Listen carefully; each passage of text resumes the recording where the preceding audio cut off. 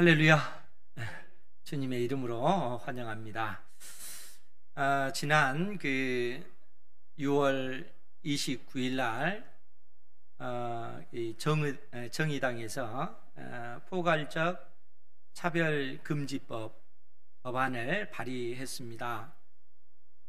포괄적 차별금지법이라고 하는 것이 뭐냐면 이제 국가인권위원회에서 21가지를 지정을 해서 차별이 없어야 된다 라고 얘기를 했는데, 그 가운데 남녀 간의 차별, 성별의 차별이 없어야 된다. 또 나이의 어떤 나이에 따른 그러한 차별도 없어야 되고, 또 그 사람이 어디 출신이냐, 뭐 그 사람이 외국인이냐 또 아니냐, 또 그 사람이 백인이냐 흑인이냐, 이런 것과도 상관없이 그러한 차별도 있어서는 안 된다 라는 어떤 21가지를 지정해서 포괄적 차별금지법 법안을 발의를 했습니다. 이것이 이제 최종적으로 이제 가려면은 국회 본회의를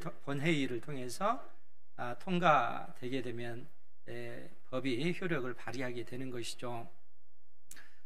그런데 이제 이러한 어떤 차별을 금하는 이러한 법안을 우리가 이제 적극적으로 지지해야 되지만, 그 가운데 한 가지가 들어 있는데, 그것이 뭐냐면 성적 지향에 대한 차별을 금지해야 된다라는 법안입니다.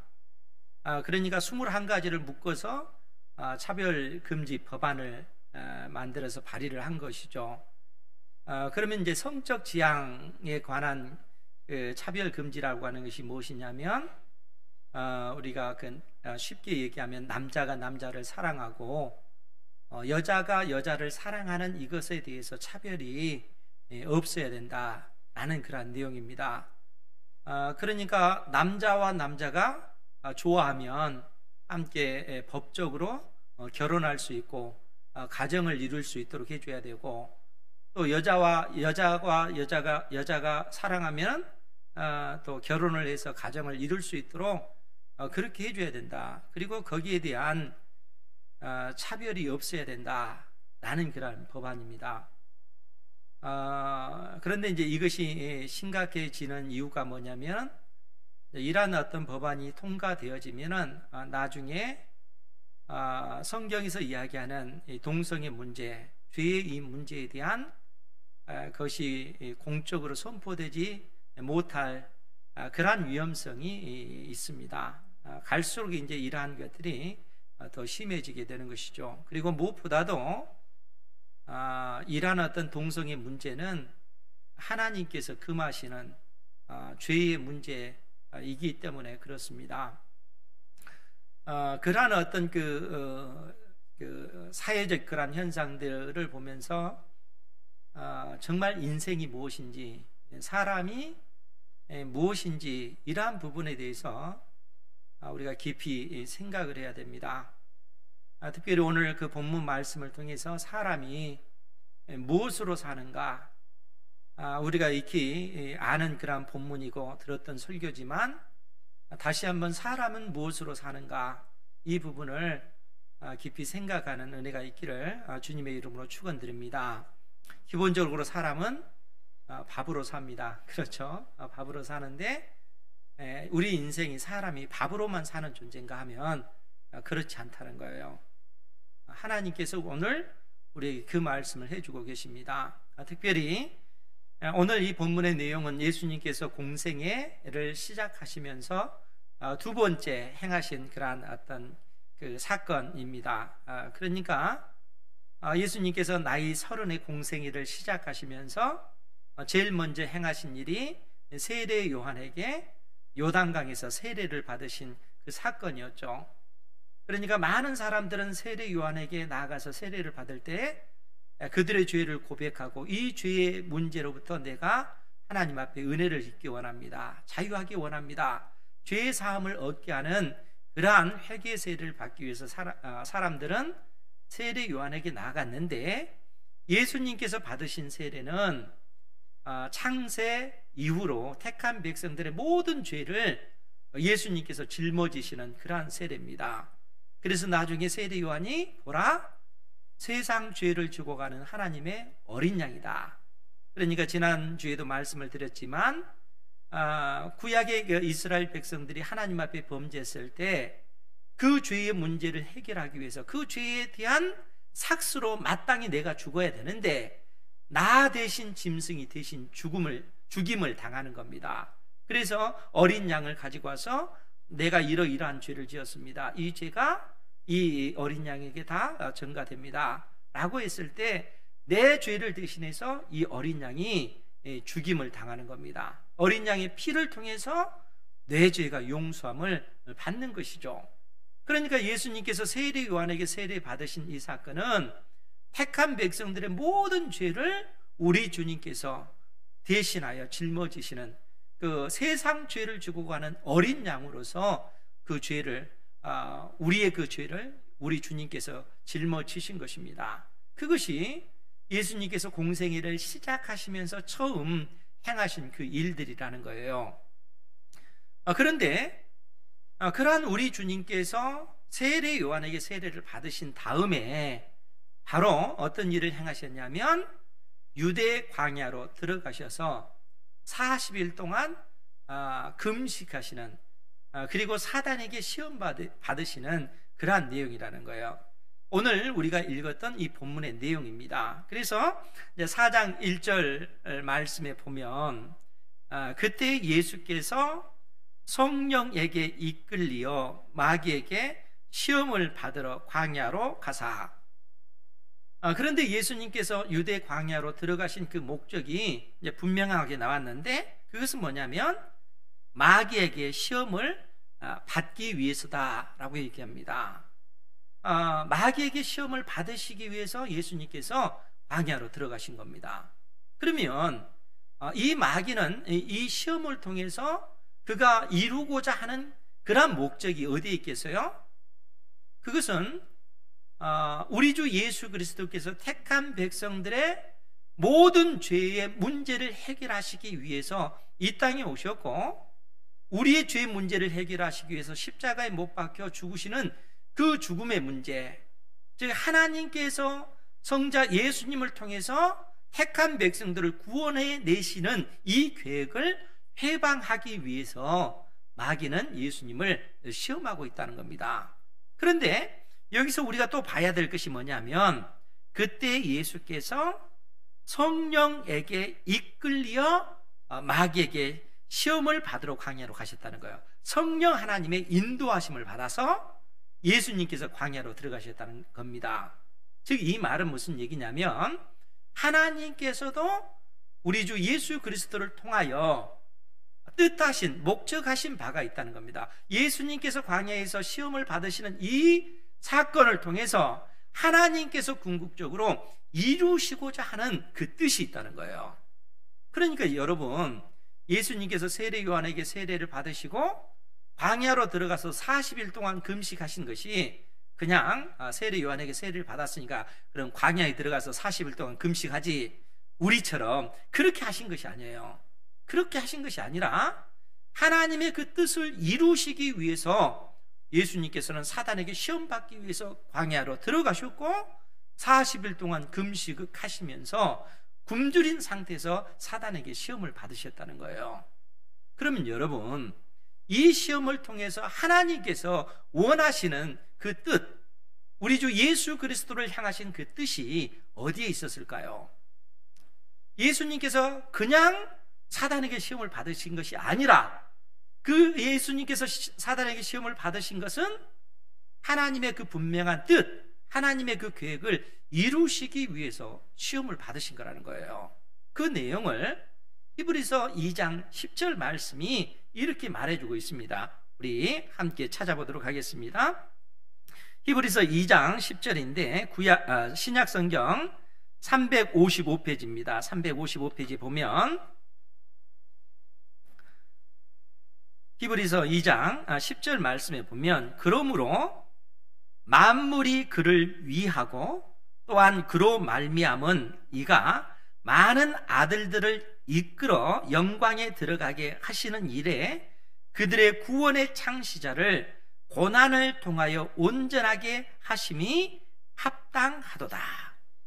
이게 무슨 말씀이냐면, 제가 좀 풀어서 말씀을 드린다면, 그러므로 만물이 그를 위하고, 그러니까 하나님께서 창조하신 만물이 하나님의 영광을 위해서 존재하고, 또한 만물이 그로 말미암아 만물이 하나님으로 말미암아 보존되어지며 하나님의 은혜로 만물이 운행되어지는 그 하나님께서 많은 아들들을 이끌어 영광에 들어가게 하시는 일에, 즉 택한 백성들을 구원하시는 그러한 일에 그들의 구원의 창시자를 고난을 통하여 온전하게 하심이 합당하도다.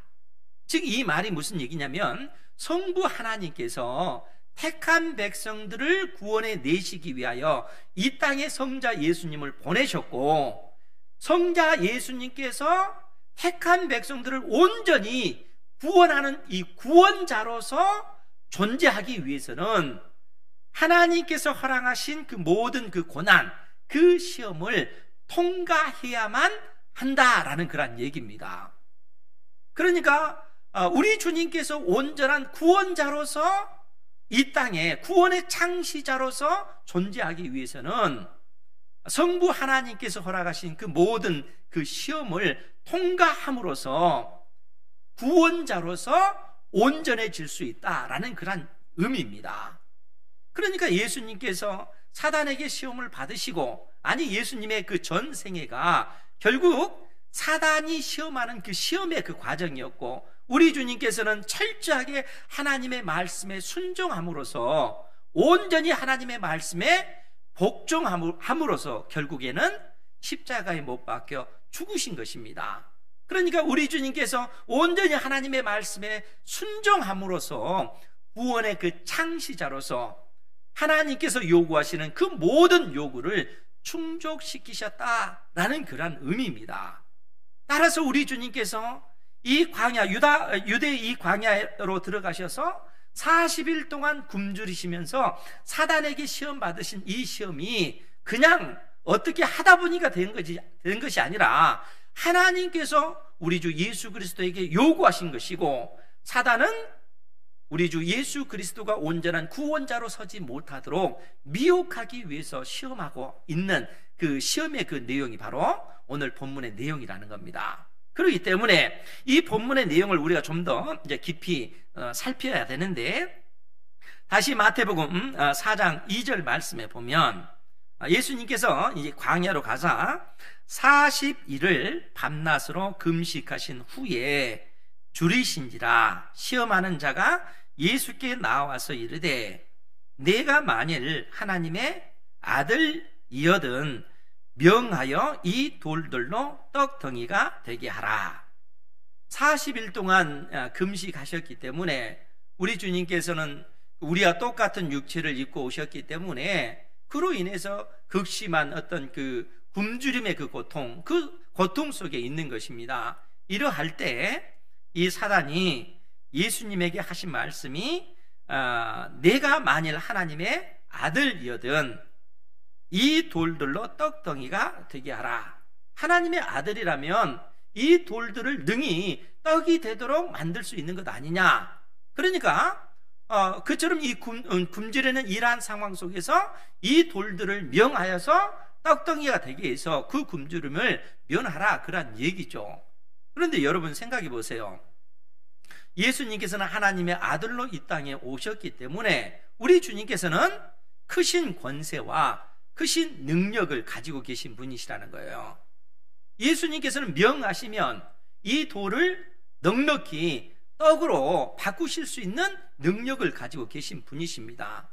주님께서는 그러한 능력이, 그러한 권세가 우리 주님에게는 있으신 분이시라는 거예요. 그럼에도 불구하고 우리 주님께서는 그렇게 하지 않으셨습니다. 그러시면서 하신 말씀이 우리 4절 말씀 같이 한번 볼까요? 시작. 예수께서 대답하여 이르시되 기록되었으되 사람이 떡으로만 살 것이 아니요 하나님의 입으로부터 나오는 모든 말씀으로 살 것이라 하였느니라 하시니.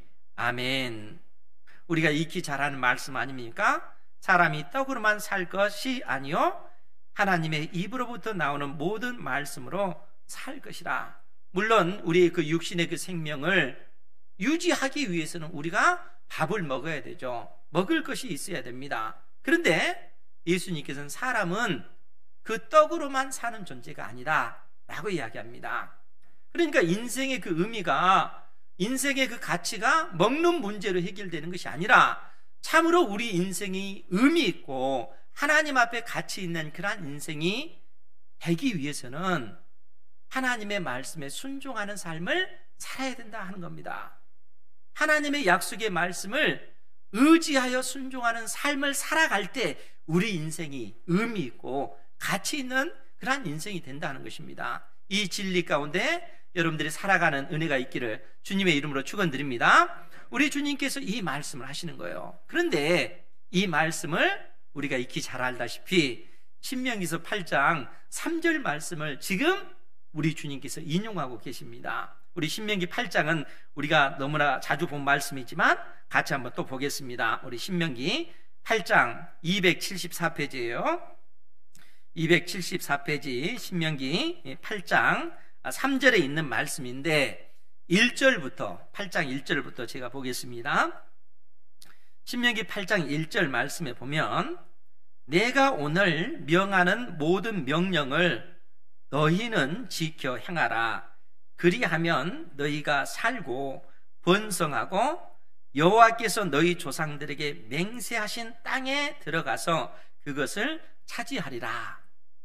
우리가 신명기 말씀을 익히 잘 알다시피 하나님께서 애굽 땅에서 종살이하던 이스라엘 백성들을 출애굽시키셔서 모세를 통해서 이스라엘 백성들을 출애굽시키셔서 광야 40년의 어떤 그 여정을 통과한 이후에 이제 출애굽 1세대들은 광야 40년 동안 다 죽고 출애굽 2세대들, 그러니까 20살 아래에 있는 그러한 어떤 그 출애굽한 그 후손들이, 또 광야에서 태어난 후손들이 성장해서 이제는 가나안 땅에 들어가기 직전 요단강 동편에서 모세를 통해서 주어진 말씀이 이 신명기서 말씀입니다.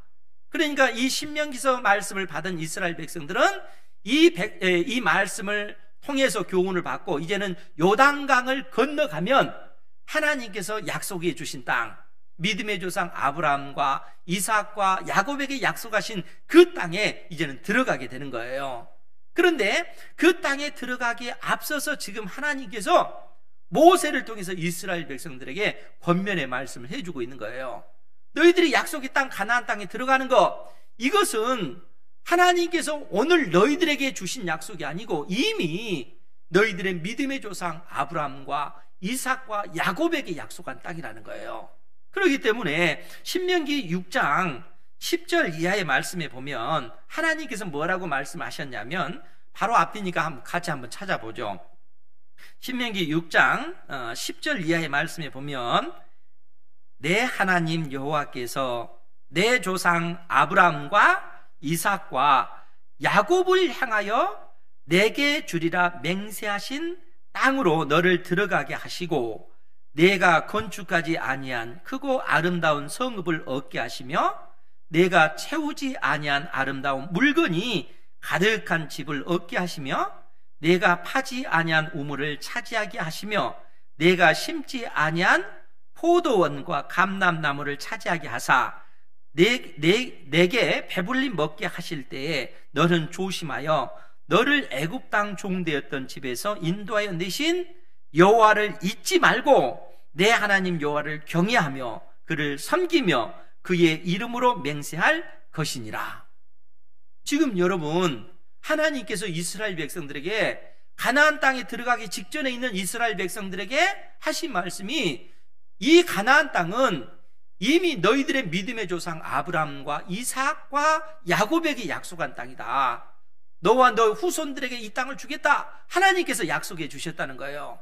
그리고 이제 너희들은 그 땅에 들어가게 되면 너희들이 힘써서 건축하지 않는 그러한 성읍이 너희들 앞에 놓여 있을 것이고, 너희들이 수고해서 짓지 않는 집, 더더구나 그 집 안에는 수많은 아름다운 물건들이 다 갖춰져 있는 그러한 집을 너희들이 차지하게 될 것이고, 너희들이 수고해서 파지 않는 그러한 우물을 너희들이 얻게 될 것이고, 너희들이 열심히 땀 흘려서 가꾸지 않는 그러한 포도원, 또 감람나무, 이러한 모든 것들을 너희들이 거저 공짜로 갖게 될 것이다. 하나님께서 지금 이스라엘 백성들에게 그 말씀을 해주시는 거예요. 그러면서 무슨 얘기를 하냐면, 그 모든 것을 너희들이 수고해서, 너희들이 노력해서 얻은 것이 아니라 하나님께서 거저 은혜로 너희들에게 주셨다 하는 것을 잊지 말라라고 얘기하는 거예요. 그러니까 너희들은 나 외에 다른 신을 섬겨서는 안 된다는 거예요. 왜냐하면 하나님께서 너희들에게 그 모든 것들을 다 주셨기 때문에, 너희들은 거저 은혜로 그 모든 것들을 공급받았기 때문에 하나님께서 이 모든 것들을 너희들에게 주셨다는 사실을 결코 잊어서는 안 된다라고 지금 하나님께서 이스라엘 백성들에게 말씀하고 계십니다. 여러분, 이 말씀이 무슨 얘기입니까? 오늘 하나님께서 여러분들에게 그 말씀을 해주고 계시는 거예요.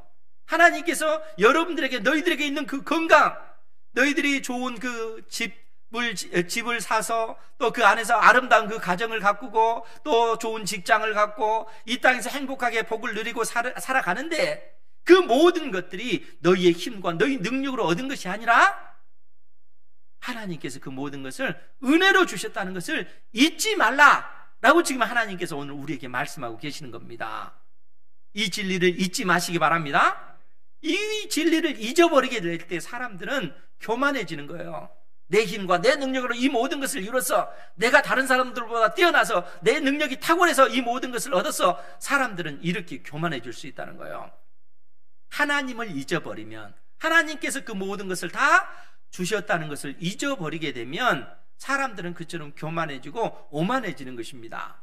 그러니까 하나님께서 이러한 사실을 지금 이스라엘 백성들에게 상기시키는 거예요. 그러면서 신명기 8장 2절 말씀에 뭐라고 말씀하냐면, 신명기 8장 2절에요, 내 하나님 여호와께서 이 40년 동안에 내게 광야 길을 걷게 하신 것을 기억하라. 이는 너를 낮추시며 너를 시험하사 내 마음이 어떠한지 그 명령을 지키는지 지키지 않는지 알려 하심이라. 지금 이스라엘 백성들에게 광야 40년을 생각해봐라. 너희들이 40년 동안 그 광야를 통과했지 않느냐. 사실 이 광야 길은 이스라엘 백성들이 출애굽해서 그 가나안 땅에 들어가려면 그 기간이 그 10하루길입니다. 10하루길. 그러니까 11일이면은 그 가나안 땅에 들어가는데 11일 만에 들어갈 그 땅을 들어가지 못하고 무려 40년이 걸린 거예요. 그리고 이 40년 동안 출애굽한 1세대들은 광야에서 다 죽고 맙니다.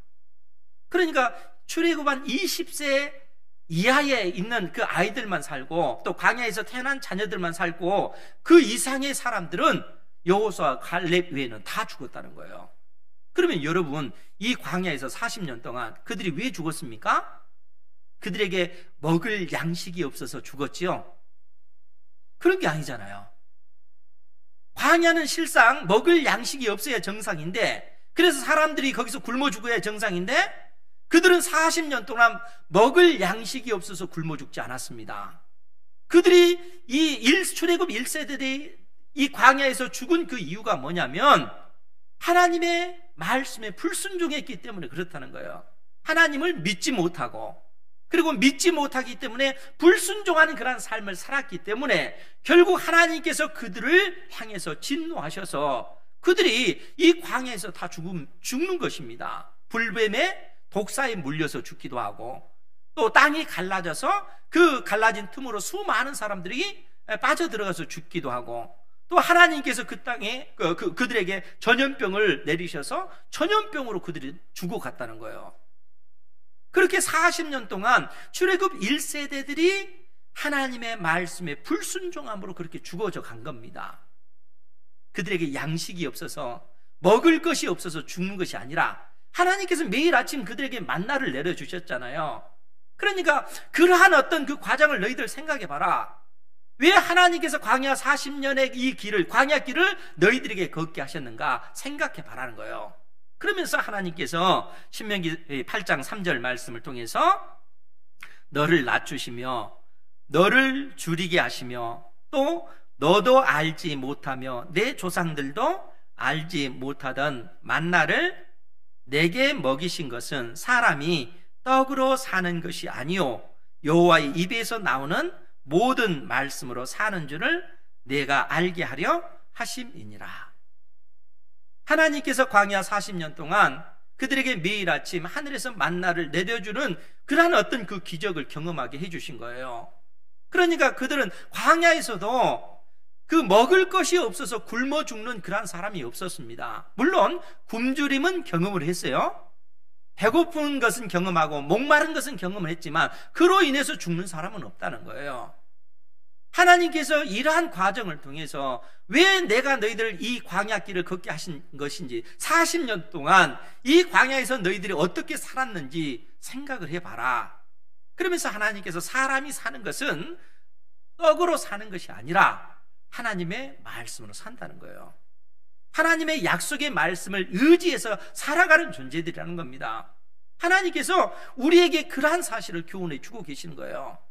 그러니까 하나님께서 이스라엘 백성들에게 이 교훈을 해주시면서 너희들이 이제는 약속의 땅 가나안 땅에 들어가서 그 땅에 있는 그 모든 것들을 다 차지해라. 그러나 잊지 말아라. 그 모든 것은 다 하나님께서 너희들에게 다 주신 거라는 거예요. 그런데 여러분, 하나님께서 이처럼 명확하게 우리에게 하나님의 그 약속의 말씀을 알려주시고 또 어떻게 우리가 하나님 앞에 은혜를 입는지 그 길도 다 알려주시잖아요. 우리가 하나님의 말씀에 순종만 하면 우리는 복을 받고 은혜를 누리는 삶을 삽니다. 왜냐하면 하나님의 말씀은 지금도 살아있고 운동력이 있어서 하나님의 영이 함께 하시기 때문에 그 약속의 말씀을 의지하여 순종해 나가면 하나님께서 은혜를 베풀어 주셔요. 그런데 문제는 우리 인생이 과연 그러한 약속의 말씀을 온전히 지켜 행할 수 있는 그러한 존재들인가 하는 겁니다. 여러분, 하나님의 약속이 분명하게 우리에게 주어졌음에도 불구하고 우리는 그 약속의 말씀을 알면서도 불구하고 알면도 불구하고 그 약속의 말씀을 어길 때가 얼마나 많습니까? 그렇지 않습니까?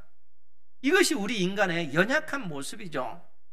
아니, 하나님께서 이스라엘 백성들에게 그처럼 경고를 하시면서 뭐라고 또 말씀하셨냐면 신명기 8장 12절 이하의 말씀에 보면 내가 먹어서 배부르고 아름다운 집을 짓고 거주하게 되며 또 내 소와 양이 번성하며 내 은금이 증식되며 내 소유가 다 풍부하게 될 때에 내 마음이 교만하여 내 하나님 여호와를 잊어버릴까 염려하노라. 이스라엘 백성들이 가나안 땅에 들어가서 살다 보면은 그들이 좋은 집을 짓고 더 좋은 집을 지어야 되지. 하나님께서 복을 주시니까 더 좋은 집을 짓고 그리고 더 좋은 물건들을 사놓고 또 양떼들, 소떼들, 은금이 그냥 곳간에 축축 이렇게 쌓여 나갈 때 그들이 그 사실을 잊어버리는 거예요. 어떤 사실? 이 모든 것을 하나님께서 나에게 은혜로 다 주셨다는 사실을 잊어버리고 스스로 교만해져서 이 모든 것을 내 힘과 내 능력으로 얻었다. 하나님께서 그걸 염려하신다는 거예요. 하나님께서 이스라엘 백성들에게 이 말씀을 통해서 이처럼 알려주시니까 그러면 이스라엘 백성들은 이 말씀을 통해서 실패하면 안 되잖아요. 그런데 이스라엘 백성들의 삶은 어땠습니까? 궁극적으로 이스라엘 역사 자체가 구약 성경이 보여주고 있는 것은 택한 백성 이스라엘이 하나님과 맺은 언약을 파기하고 하나님의 말씀에 불순종해서 결국은 멸망당하고 말았잖아요. 아수르에 의해서, 바벨론에 의해서 이스라엘이 멸망당하고 만 것 아닙니까? 하나님의 약속의 말씀이 이처럼 명확하게 주어졌음에도 불구하고 그들이 여호와 하나님을 잊어버린 겁니다. 하나님께서 그 모든 것을 다 나에게 주셨음에도 불구하고 그 사실을 잊어버린 거예요. 하나님께서 경고해 주셨음에도 불구하고 이스라엘 백성, 택한 백성들이 그 사실을 잊어버렸다는 거예요. 이게 남 얘기가 아닙니다. 우리 얘기라는 거, 우리 얘기. 하나님께서 은혜로 모든 것을 다 주셨음에도 불구하고 그것이 마치 내 힘과 내 능력으로 이 모든 것을 이룬 것이냐, 그렇게 착각하며 살 때가 너무너무 많다는 거예요. 그것이 부패한 우리 인생의 연약한 그 모습인 것입니다. 그러니까 하나님께서 이처럼 경고하셨음에도 불구하고 출애굽 1세대들이 40년 동안 그 광야에서 철저하게 불순종함으로 다 멸망당하고, 아니 이스라엘 나라 자체가, 택한 백성 이스라엘 자체가 나중에는 바벨론에 의해서, 아수르에 의해서 멸망당하고 만 것이죠. 그것이 우리 인생의 그 모습이라는 거예요. 그러니까 우리 주님께서 광야 40년 유대 광야에 들어가셔서 그 40일 동안 금식하시면서 사단에게 시험 받으신 그 이유가 있는 것입니다. 그 40일이 단순한 40일이 아니라 이스라엘 백성들이 그 가나안 땅의 정탐 40일 동안 정탐하고 나서 하나님 앞에 불순종한 그 하루를 하나님께서 1년으로 계산해서 40년 동안 이스라엘 백성들이 그 불순종에 대한 그 심판을 받은 것입니다. 그러니까 우리 주 예수 그리스도께서 택한 백성들의 모든 죄를 짊어지시고 그 광야로 들어가셔서 지금 사단에게 시험을 받으시는 거예요. 그 시험을 통과하는 그 삶을 통해서 우리 구원의 그 창시자로서, 온전한 그 구원자로서 우리 주님께서 사단에게 시험을 받으시는 것입니다. 하나님께서 끊임없이 그래서 믿음의 백성들에게 경고하시면서 하나님께서 모든 것을 너에게 주신 것이다, 심지어 너에게 있는 능력 자체도 너의 스스로의 힘으로 얻은 것이 아니라 하나님께서 은혜로 주신 것이라, 그래서 그처럼 말씀하시는 거예요. 그래서 신명기 말씀에서도, 신명기 8장 16절 이하에서도 내 조상들도 알지 못하던 만나를 광야에서 내게 먹이셨나니 이는 다 너를 낮추시며 너를 시험하사 마침내 내게 복을 주려 하심이었느니라. 그러나 내가 마음에 이르기를 내 능력과 내 손의 힘으로 내가 이 재물을 얻었다 말할 것이라. 내 하나님 여호와를 기억하라. 그가 내게 재물을 얻을 능력을 주셨음이라. 하나님께서 우리에게 재물을 얻을 수 있는 그 능력, 하나님께서 우리로 하여금 재물을 얻을 수 있는 그러한 지혜, 그 모든 것을 다 주셨다는 거예요. 하나님께서 여러분들에게 회사를 경영할 수 있는 그러한 어떤 삶의 환경도 주시고, 하나님께서 여러분들이 그 직장 속에서 그 직장 생활하면서 여러분들이 그 능력을 발휘할 수 있는 그러한 은혜도 하나님께서 다 주셨다는 거예요. 그러니까 그러한 능력을 하나님께서 다 주셨으면 그 능력을 받은 하나님의 자녀들이 어떻게 되겠어요? 하나님의 선하신 뜻 안에서 그러한 모든 것들을 다 사용해야 되죠. 그렇지 않습니까?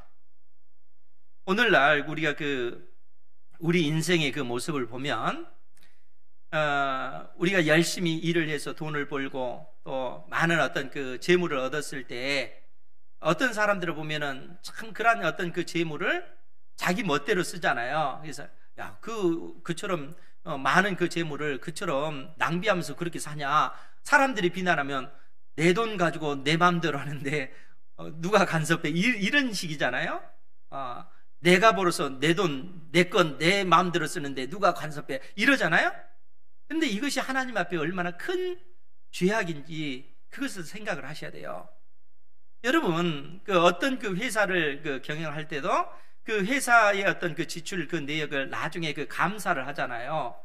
왜 감사를 합니까? 이것이 온전히 이러한 돈들이 지출이 되고 쓰여졌는가, 거기에 따른 어떤 그 감사잖아요. 그러니까 그러한 어떤 그 재물을 정당하게 바르게 써야 된다는 거예요. 그러니까 하나님께서 우리에게 주신 어떤 그 능력, 하나님께서 우리에게 주신 어떤 그 재물, 이러한 것이라 할지라도 내가 내 마음대로 해서는 안 되고 하나님의 선하신 뜻 안에서 그 모든 것들이 쓰여져야 된다는 거예요. 왜냐하면 그것은 내 것이 아니고 하나님께서 나에게 맡겨주신 것이기 때문에 그렇다는 거예요. 그렇기 때문에 사랑하는 성도 여러분, 우리 주님께서 사단에게 시험을 받으실 때 그 모습을 다시 한번 상기시키시기 바랍니다. 오늘 본문의 말씀으로 다시 돌아가서 마태복음 4장 3절 말씀을 다시 한번 보면, 시험하는 자가 예수께 나와 이르되 내가 만일 하나님의 아들이거든 명하여 이 돌들로 떡덩이가 되게 하라. 여러분, 예수님께서는 이 돌들을 떡으로 바꿀 수 있는 그런 능력이 있다 없다? 능력이 있는 것입니다. 하나님의 아들로서 그러한 능력을 가지고 있는 분이라는 거예요. 그런데 예수님께서는 그 능력을 사용하지 아니하시고 오히려 사단을 향해서 하신 말씀이 기록되었으되 사람이 떡으로만 살 것이 아니요 하나님의 입으로부터 나오는 모든 말씀으로 살 것이니라. 사람은 떡으로 사는 존재가 아니라 하나님의 약속의 말씀을 의지하고 그 약속의 말씀에 순종하는 삶을 살아가는 것이 우리 인생의 본분이다 하는 거예요. 여러분, 오늘날 그 문화 문명을 보면 얼마나 과학 기술이 많이 발전이 됐습니까? 그렇지 않습니까? 특히 의료 기술들은 엄청나잖아요. 그래서 동성애 문제와 또 성전환 문제, 남자가 나는 20년 동안 남자로 살았으니까 이제는 나머지 생은 여자로 살 거야, 그렇게 해서 성전환 수술을 하잖아요. 그죠? 남자가 여자 수술을 하는 거예요. 그리고 여자의 호르몬을 맞으면서 여자로서의 삶을 살아가는 거예요. 또 반대로 여자가 남자가 돼서 남자의 삶을 살아간다는 거예요. 그래서 남성 호르몬을 맞으니까 나중에 수염도 나고 막 그러잖아요. 여러분, 의료 기술이 그만큼, 능력이 이만큼 발전이 됐어요. 그러면 여러분, 이러한 어떤 능력이 있다고 해서 그러한 능력을 마음대로 그렇게 남용하면 될까요? 그렇지 않습니다. 이러한 능력이 있다 할지라도 그러한 것들은 하나님 앞에 범죄예요. 남용하는 것입니다. 하나님께서 내신 그러한 법이 있다는 거예요. 하나님께서 내신 질서가 있다는 겁니다. 여러분, 아침에 떠오르는 태양을 보십시오. 동에서 떠가지고 서쪽으로 지는데 어느 날 딱 아침에 일어나면서 기분이 나쁜 거예요. 왜 태양은 동쪽에서 늘 떠서 서쪽으로 지는가? 기분 나쁘다. 태양은 내일부터 서쪽에서 떠서 동쪽으로 해야 돼. 여러분, 이렇게 요구하면 그게 됩니까? 절대적인 진리라고 하는 것이 있잖아요. 하나님께서 온 세상 만물을 창조하시고 창조의 질서가 있고 그 섭리가 있다는 거예요. 하나님께서 일하는 어떤 세상을 운행해 가시는 그러한 법칙이 있고 그러한 영적 원리가 우리 인생 가운데 있는 것입니다. 그러한 영적 원리를 알려주시기 위해서 하나님께서는 하나님의 말씀을 우리에게 주시고, 인생이 인생답게 살아가는 것, 인생이 의미 있게 가치 있게 살아가는 것은 내가 내 마음대로 사는 그러한 삶이 아니라 하나님의 약속의 말씀을 의지해서 하나님께서 그 모든 것들을 나에게 다 주셨음을 믿고 하나님의 그 영광을 드러내기 위해서 그 모든 것들을 사용해야 된다는 거예요. 그것이 우리 인생의 본분이라는 겁니다. 우리가 할 수 있는 그러한 능력이 있기 때문에 마음대로 내 인생을 경영하고 마음대로 계획을 세우고 마음대로 살아간다, 그것이 인생이 아니라는 거예요. 사람은 그렇게 사는 존재가 아니라는 겁니다. 사람은 철저하게 하나님의 약속의 말씀을 의지해서 순종하는 존재라는 거예요. 그래서 우리 주님께서 사단에게 사람이 떡으로 사는 존재가 아니다, 하나님의 입에서 나오는 하나님의 말씀에 따라서 순종하는 그런 삶을 살아가는 것, 그것이 우리 인생이다 라고 말씀하고 계시는 것입니다. 사랑하는 성도 여러분, 이 진리를 붙잡으시기 바랍니다.